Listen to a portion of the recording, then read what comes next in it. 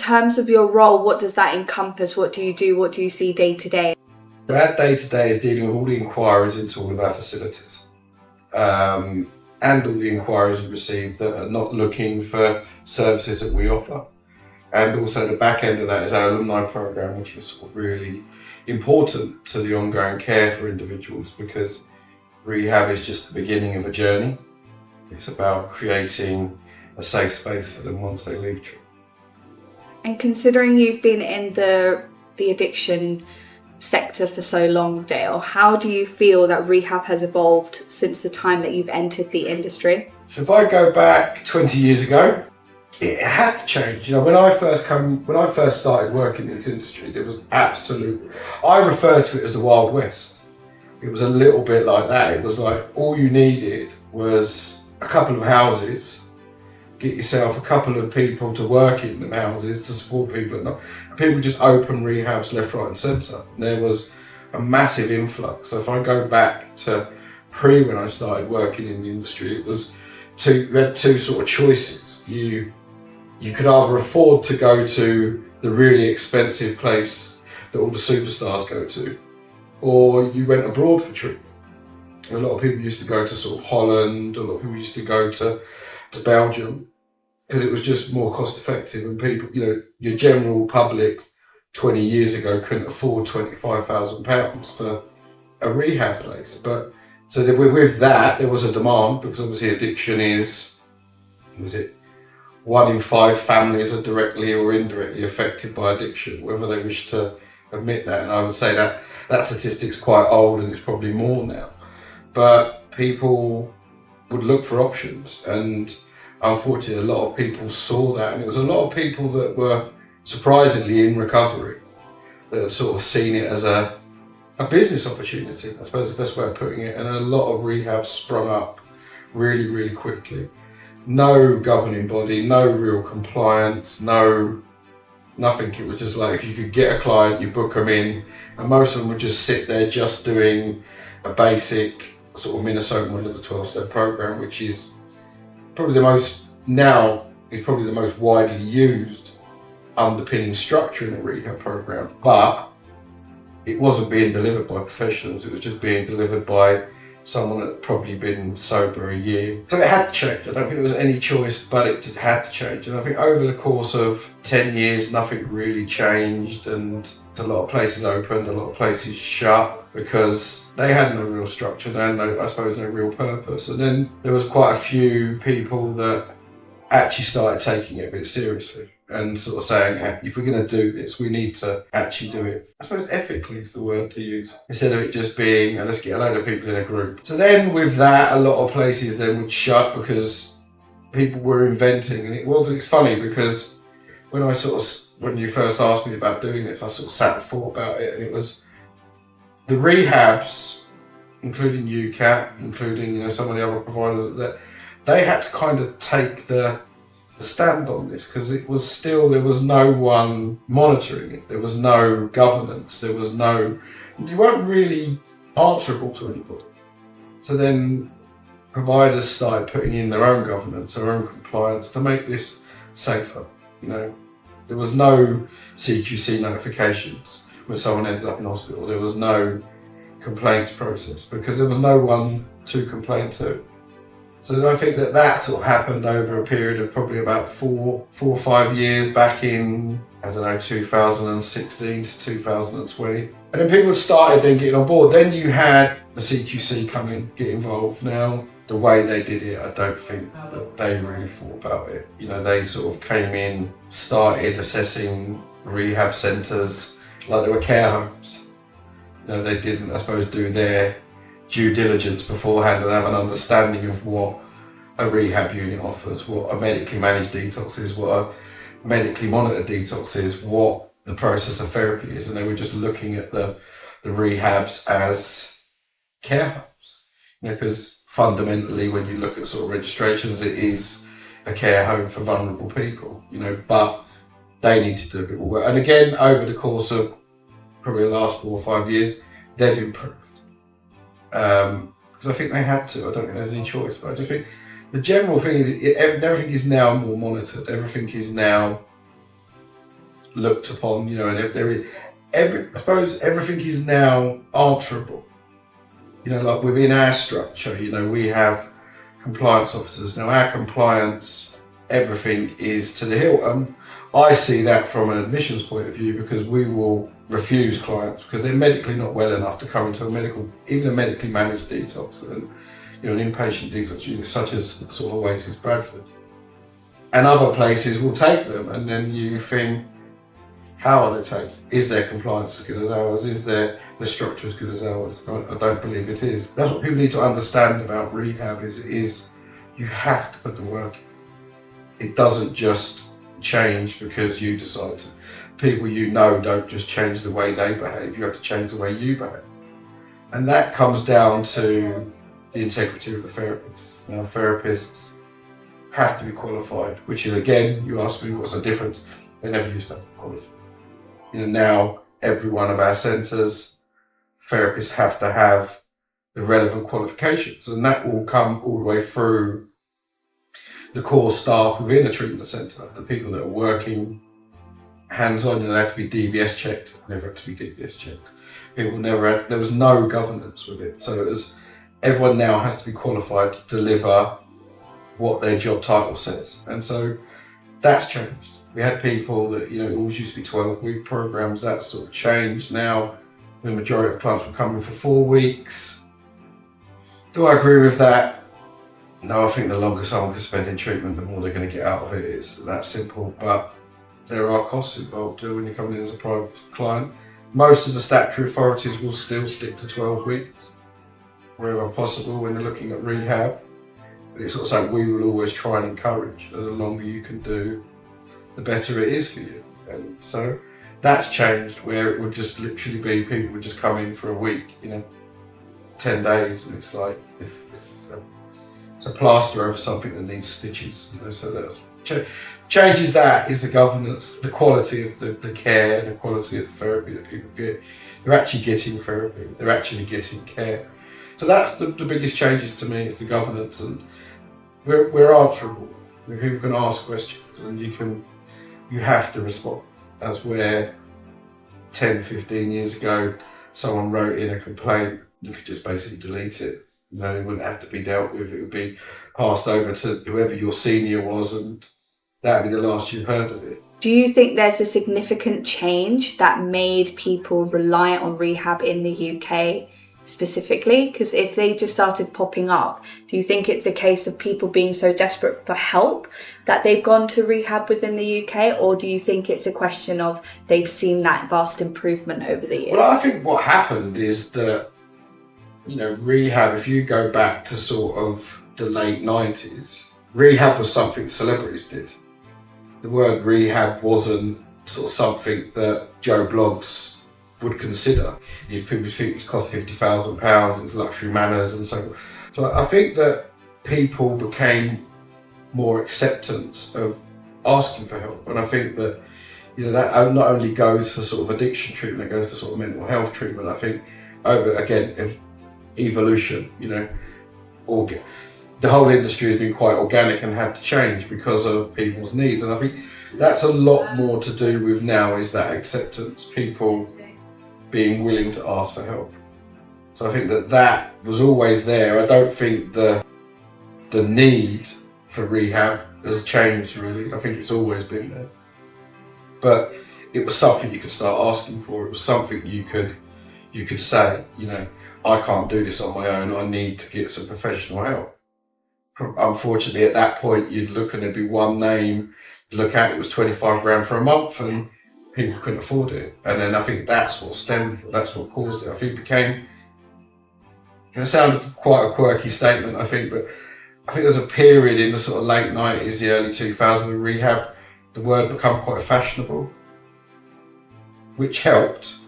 At the time, it was a little bit odd, but I think it became a bit more fashionable. It was okay to have been to rehab. It was okay to say, I'm in recovery. And that was probably due to a lot of celebrities going through that process, which was magnificent in the end, because it made people realise that actually they're suffering from this. I'm allowed to suffer from this, and if they can ask for help, then so can I.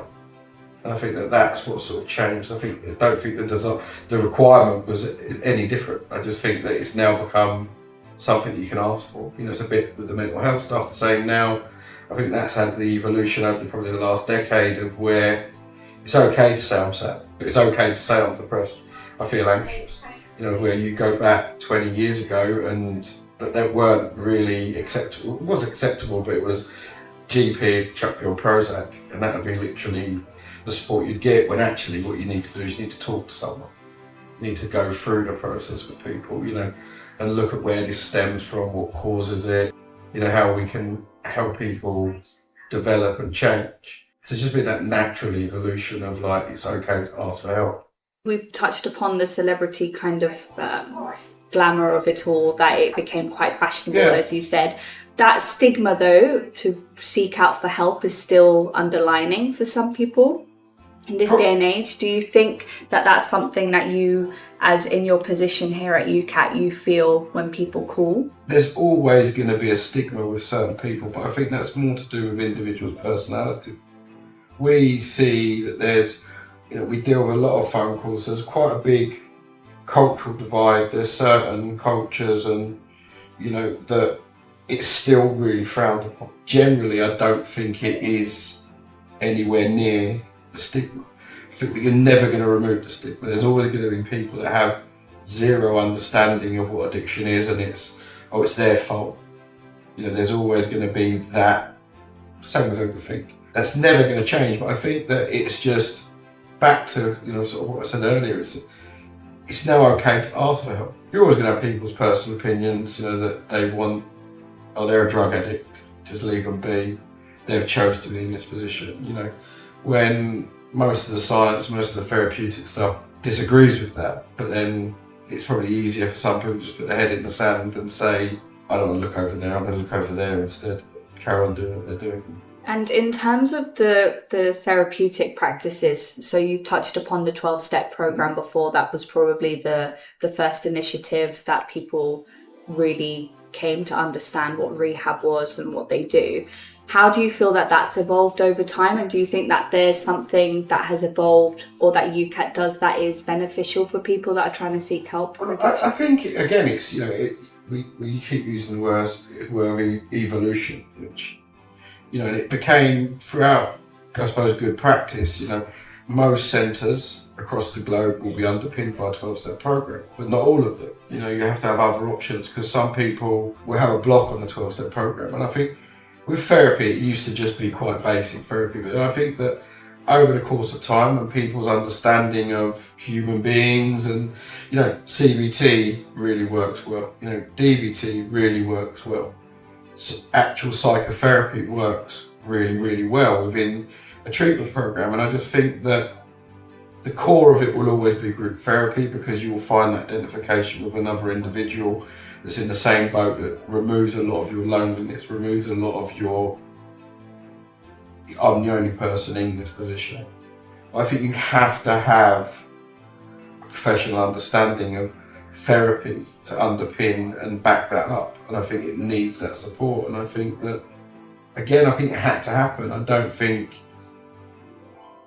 it had any other choice but to evolve that way, because clients that come in, they have individual needs, and you can't just, you know, back to the Wild West, it was one size fits all. You know, that's what we do, that's how we deliver it. But now, obviously, people have more complex needs, you have to have more of a complex understanding of their needs.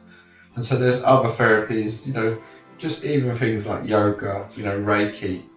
These are all proven, acupuncture, they're all proven to enhance that experience and improve that individual's prospects. So again, yes, it had to happen. You know, you had to implement it. It's why we have to have a very robust program within all of our centres that looks at every aspect of an individual. You know, and sometimes you may have to think on the spot. You know, the therapeutic team may have to start looking at other things for individuals, because we're there to care for them and we're there to provide, you know, them a good journey, a comfortable journey, and a comfortable understanding of themselves. So it will evolve. 10 years' time, there'll be something else, and it will just be that it's healthcare. You know, it has to evolve, because we evolve as human beings. And yeah, so I think it works really well. You know, you have to have a good split of holistic therapies, intense therapies, and sort of group therapies. And how well do you think UKAT as a rehab facility adapts to these changes throughout the years?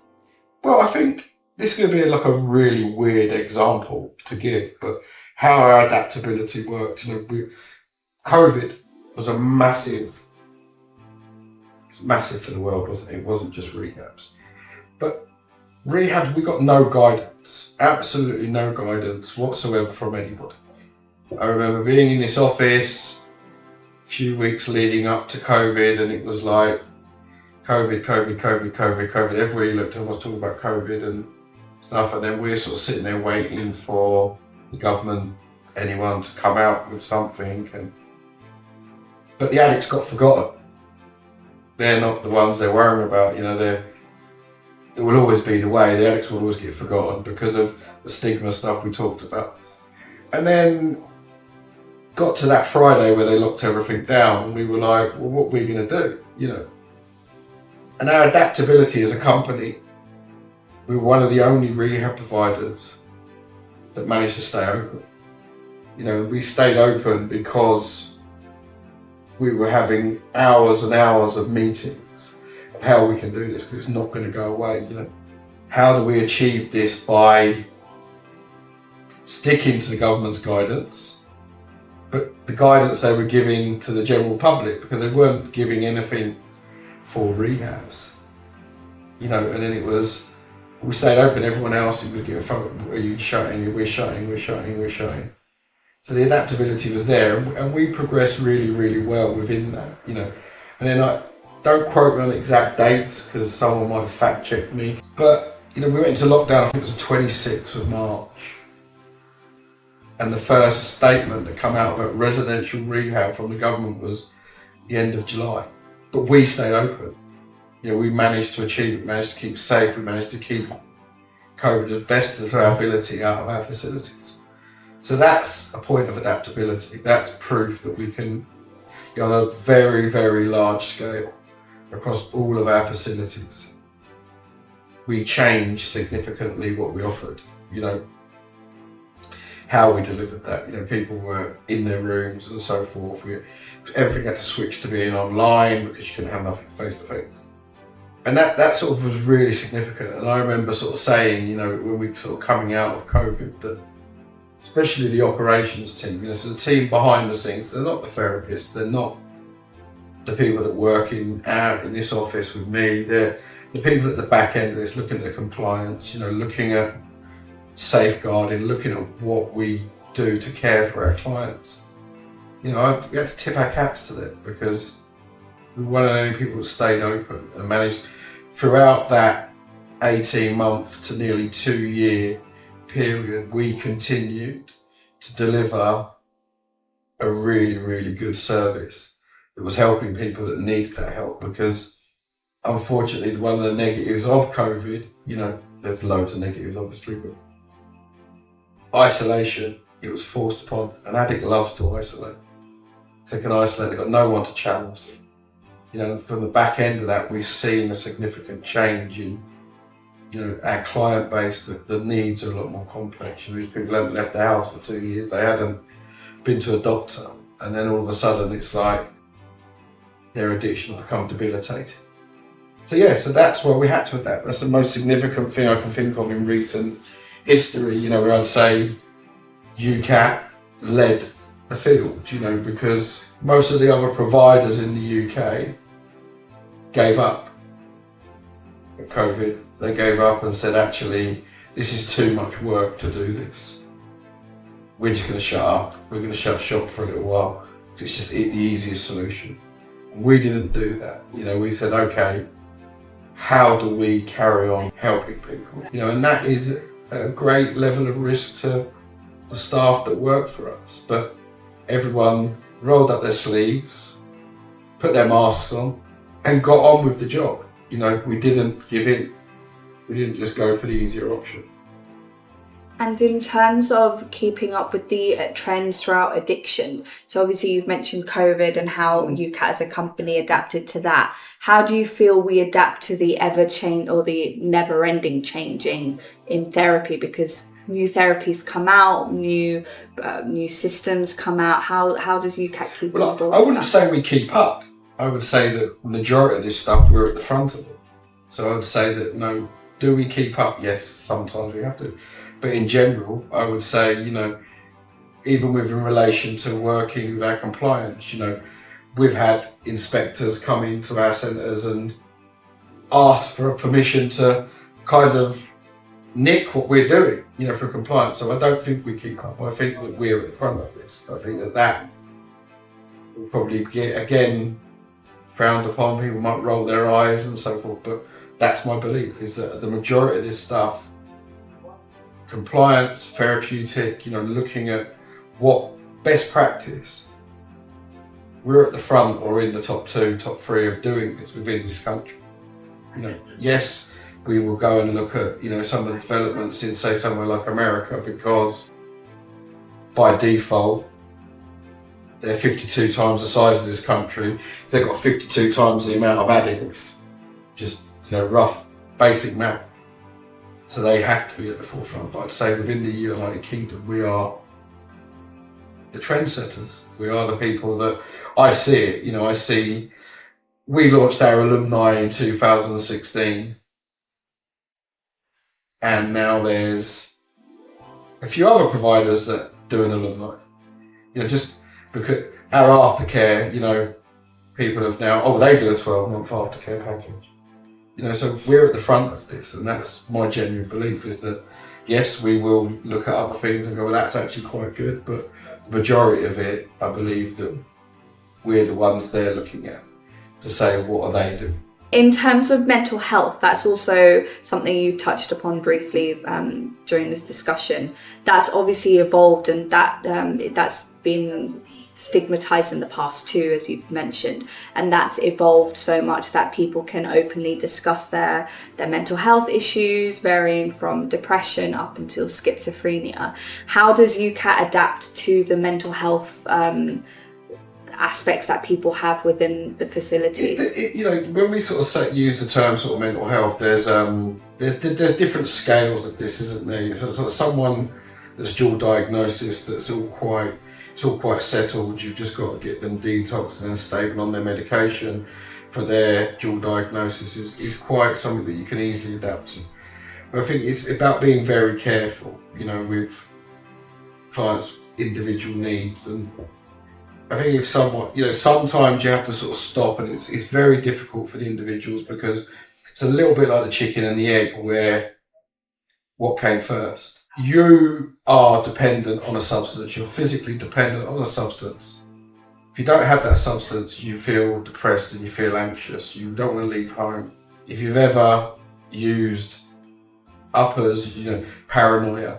So it's about understanding what came first. Now, that can be very difficult when someone is in a drunken, high state. So it's about having that understanding. Now, I think that you would always feel like that. If you're dependent on a substance, you're always going to feel depressed because you're dependent on something else. But it's about us having that understanding and sort of breaking that down and having a look at it. And again, being honest with ourselves.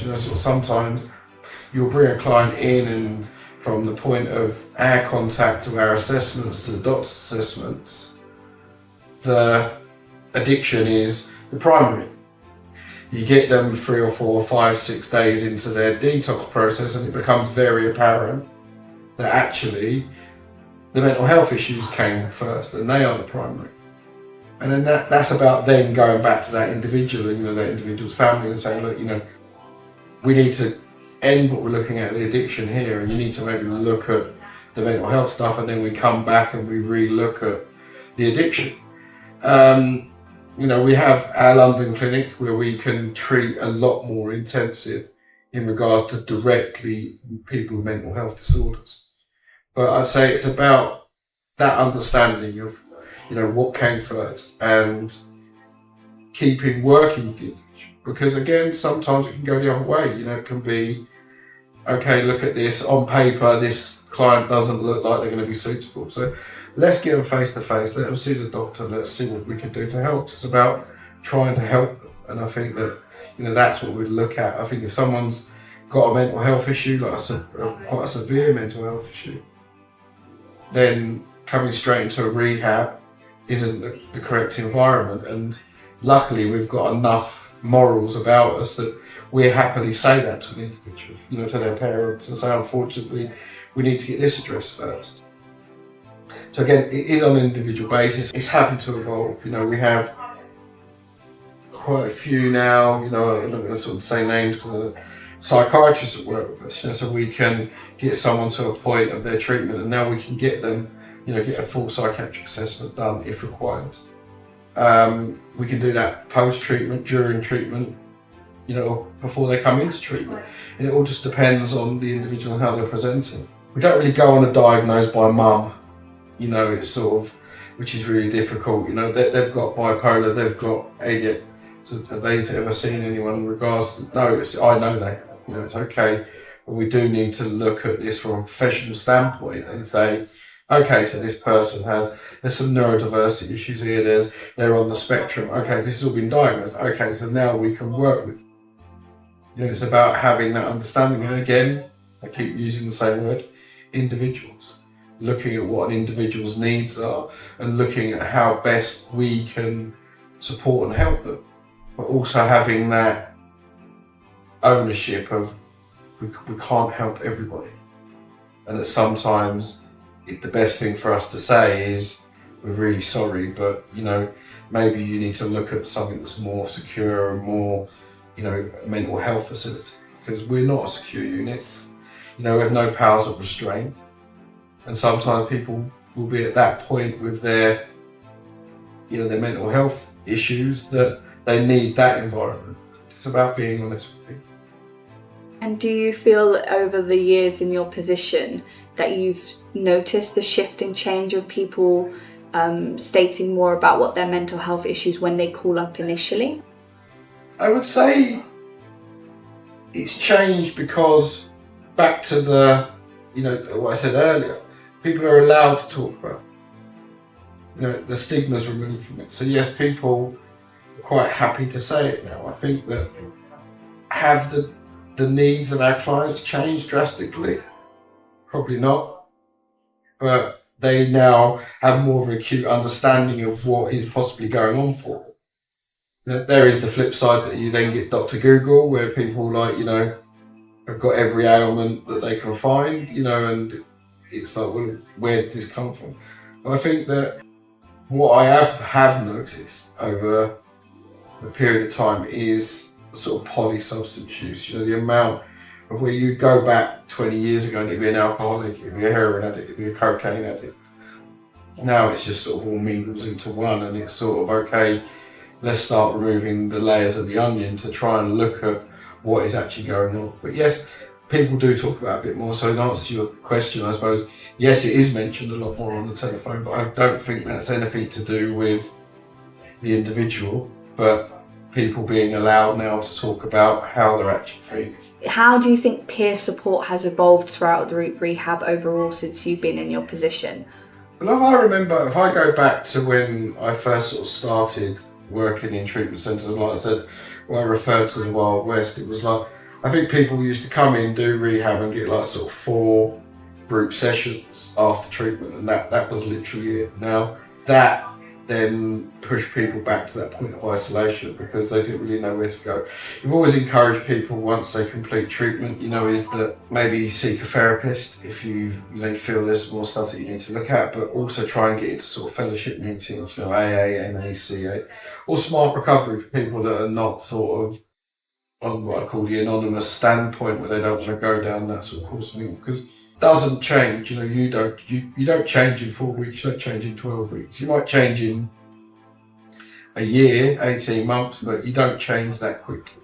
And I think that it's just about, with the alumni, I think the reason it's important is the alumni and the aftercare.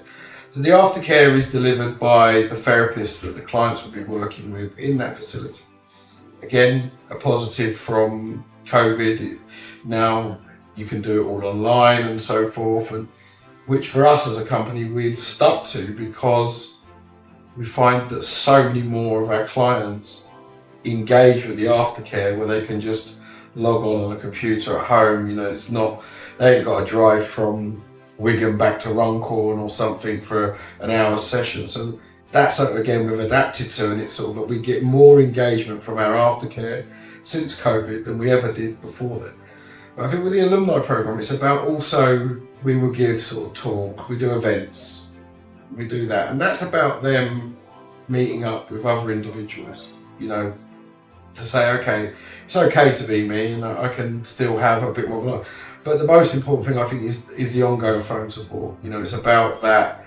You know, we have a set structure of calls where we will call an individual for when they complete treatment with us, just to stay touch base with them. You know, just to say we're here if you need anything. There's a locked private Facebook group, so there. Obviously, we're not awake 24 hours a day. You know. So if they put a post up, there might be someone else that's up at 3 o'clock in the morning, they can have that. Then as soon as we sort of see it in the following morning, we can pick up on it and, you know, provide that extra support to individuals. Because as I sort of said, it's not like learning French. You don't just remember it, you know, you do have to put this all into practice. How do you think the client expectations have evolved? Do you think people expect a miracle cure as soon as they go into rehab, or do you think they're a tad more aware about what goes in behind it? I think a lot of the loved ones probably still think that it's like a cure. I think most people that have had a long-term addiction understand it's just a journey. And I think that's the difference. I think that people now understand that it's a journey. It's not just, you know, you're not going in and you get some stitches put in your arm and it stops your arm bleeding. And I think that is just from, again, it being more spoke about. I think that is, you know, and a lot more people now, if you sort of like, you know, we talked about celebrities, but a lot more celebrities are now open with their addiction, you know, with their past demons. And I think that then allows people to do it. You know, if it's there, and it's, every soap opera has an addiction story, you know, one a year, you know, it's sort of like, it's good viewing now. But that you know, it's a soap opera, it's a little bit dramatic. But it's good because then people will be sitting there and go, do you know what? It must be real. I can ask for help. I just think that is, you know, where we're going to go. I don't think the desire or the requirement for rehab has changed. I don't think it ever will change. So unfortunately, that is the nature of addiction. But I just think people become more and more open to the possibility and what the reality of coming to rehab is. And do you feel there are many misconceptions that people do have? Because if you look at some comments online or you look at what rehab used to be, people used to describe it almost like prison-like, or you'd be stuck into this room, isolated, you'd be forced or to... Well, I'd probably say that, you know, probably some of them comments from 20 years ago weren't far from the truth. You know, it was like literally you're locked in and this is what you're there to do. I think that at the moment, though, I think anyone that, you know, references a rehab as a prison has never been to prison. And they're trying to get away. They're just trying to deflect from it. I think that, you know, they're all going to be comfortable spaces, you know. They're all going to be nice, they're going to be quite relaxed, but on the flip side of that, rehab isn't easy. You know, if it was going to be easy, there'd be no point in being there. You know, that's why sort of some people, you know, we get a lot of people asking about the rules and the regulations we have within our centres. They're not there to hinder people, they're there because they're proven to work. They're proven to enhance that person's journey through that program. And so, people will always reference it. You know, people will reference it tomorrow that, I couldn't stay, it was like a prison. No, what it was is you got there and all of a sudden there was structure, there was change, there was someone saying, you can't do that, you need to do this. Now, that's not prison. That's just someone saying, actually, you've asked us to help, we're trying to help, and this is what we believe will help you. And in terms of the facilities themselves, because obviously UKAT provides various different centres across the UK, how have UKAT adapted? So each centre has its own unique qualities to it. And we have beds that are, you know, ensuite bedrooms. We have individual rooms that people can have quiet times. We have multiple different areas. How has UKAT adapted within the centres themselves? I think it's just like, as I say, it's a natural evolution. You know, if I go back, you keep referring back to, it was looking at Rehab over the years, it was literally, you'd have a centre with probably a couple of offices, one group room and maybe a one-to-one room, and people would live in houses, you know, quasi-residential model, basically died and disappeared practically from existence, but it is still there. But now it's about, you want people to enhance their time there. So, you know, therapy is very tiring, going for a detox is very tiring. So you need safe, comfortable spaces for people to be in outside of that process. And also there is, you know, peer support, but there's a lot of work that goes on outside of the groups, outside of the one-to-ones, where people are in a controlled, relaxed environment and they're talking amongst themselves. You know, there'll be a lot of work that will go in, they won't realise that that's going on at the time, but it will. You know, so they have to be relaxed. You know, again, they have to be fit for purpose. You know, as where, you know, and so that's what it is. Some places will have gyms. You know, we try and look at some sort of physical part of a process with everything we do, even if it is at the centre of that gym. You know, a nice walk through the park, a nice walk down on the seafront. So, you know, but then we have to also monitor gym access, because we can't have someone going into a gym that's on detox medications. They have to be cleared by the doctor. You can't have, you know, you don't really want someone to be pounding the gym too much, you know, because it's about them putting their focus in one aspect of what's going on for them. So, yeah, I think they've evolved naturally. I think that, you know, people aren't going to put up with living in a 4-bedroom house with a load of individuals doing all their own cooking and stuff, you know, as they would have done sort of 20 years ago. I think it's, okay, I need to focus on my therapy, not to be worrying about cooking dinner for everyone that I'm sort of living with. And this is a very unique field that obviously that UKAT is in and that you work in. So it's still something that's not widely recognised within the NHS, even though that's still coming up. Do you think that that has played a part as well with the NHS not being able to support everyone within the addiction as much as they may need because they've been pushed to the side? Or it's a bit of a, it's not really a question you can get into answering about the NHS, because I think the NHS does an amazing job, but it don't take you 2 seconds to look online and to look, you know, that it's stretched to the rafters. And I think that that is the reason that there is not a massive support from the NHS, because I just don't think the NHS has the scope to support it. You know, we can, you know, cast blame wherever we want, but I just don't think it genuinely has the scope anymore to sort of deal with addiction. It doesn't have the scope to deal with the amount of illnesses in the country, you know, including addiction. So I just don't, I'm not sure whatever happened with the NHS and the addiction field. You know, we do get clients that are funded by their local sort of authorities and so forth. And I know that the NHS do critical detoxes for people that, you know, sort of turn up at hospitals, but I don't know. It's a bit of a hard question to answer with the NHS, because it's sort of, everyone is entitled to their opinion of it, but I just don't think that they have the resources to sort of step too much into this field. And in terms of challenges that might occur in the future that you see happening, because obviously you've been working for such a long time, you've noticed the changes throughout, which we've also discussed today. Do you feel that there are any certain challenges that are coming that you can predict might be an issue that you might have to adapt to in the near future? I would say it's always a challenge, isn't it? Everything we do is a challenge, because, you know, the biggest sort of challenge for us is how much the drug landscape has changed, you know, because again, you go back 20 years and you pretty much knew all the substances. You know, you look at it now and we'll get requests from, you know, doctors and individuals, and it's like, what is the substance, you know, and it's sort of, because there's a lot of stuff being made in laboratories all around the world that we don't know what they are, we don't really know what they do, so it's like, okay, so if you don't know what it is, you don't know what it does, how can you sort of physically detox someone from it?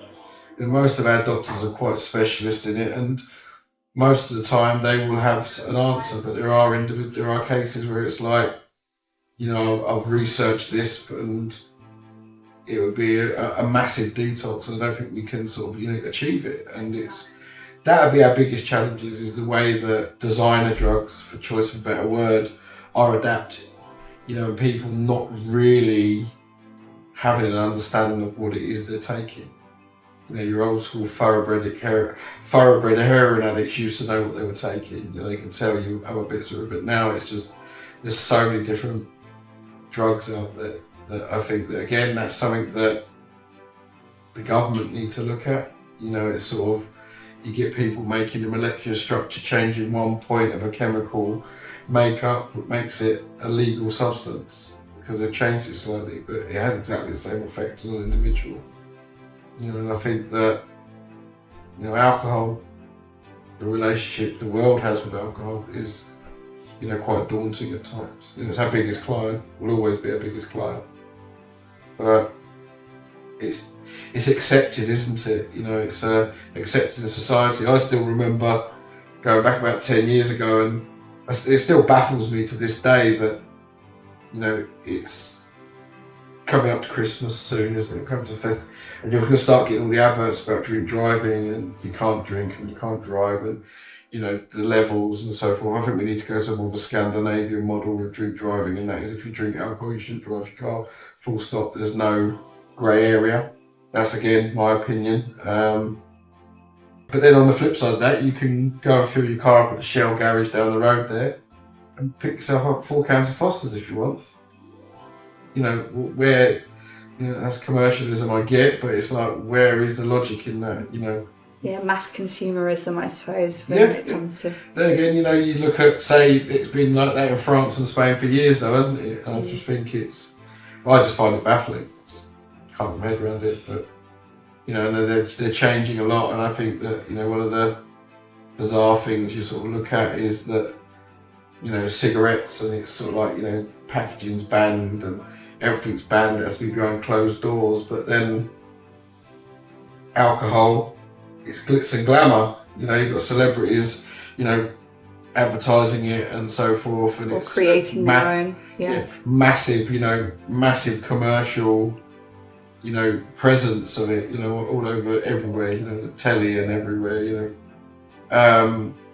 You know, I just think that people need to maybe take a step back. Another one of the bizarre things is that, you know, Tesco's or someone will do double club card points on 6 bottles of wine, but don't give people club card points on cigarettes. But that's because cigarettes is now frowned upon, isn't it? And alcohol's still not as much, but they don't work in this industry and sort of see the damage that it causes. And yes, there is a massive jump from someone that likes a couple of glasses of wine at the weekend or goes out on the odd occasion and has a party and so forth. But, you know, when you sort of see the devastating effects of what alcohol can do to people, I just find it's a little bit ironic sometimes that the way it's treated very, very differently to other substances. If you were speaking to someone now who has a very skewed image of rehab overall because, you know, they've listened to the past or they only remember a snippet comment from the past, like the prison comment, so forth, what would you say to them if they know that they need to seek help but are quite hesitant into actually going to a rehab facility? You have to get that trust with people, don't you? And it's about them trusting that process. You know, we will offer visits to people. You know, you'll get a lot of people that are very sceptical. You know, you get the other side of the skepticism, though, where it's a parent really pushing or a loved one's really pushing someone to go and do it, and don't matter what they could turn up at the Dorchester with the bellhop there to take their luggage and it still wouldn't be right. So it's about breaking down the myth versus the reality. You know, what is it? Of course it's not a prison. You know, we have no powers of restraint. We can't hold people. People are there by their own choice. And even if you was to remove that and say, give a rehab the power of restraint, for example, it'd be pointless, because for therapy to work, you have to want it to work. You have to be willing to engage in it. So if you're holding someone there against their will and they're doing this because they're being forced to, that doesn't mean that the therapy is going to be forced in. It doesn't mean that the fundamental structure of them accepting their need to change is going to be there. So I think it's about that. It's about getting to someone's understanding. Do you want help? This is what we can do to help. Again, it's not a cure. It's not miracles are us. You know, we don't have that web domain. You know, and it's sort of, it's there but it's going to take some work. And it's, yes, you know, some of our centres aren't going to win awards at the Ideal Home Exhibition. But if you want to go to the Ideal Home Exhibition, go to the Ideal Home Exhibition. Point of why you're coming to us is for the therapeutic intervention. It's about making the fundamental changes to your thought process and your actions.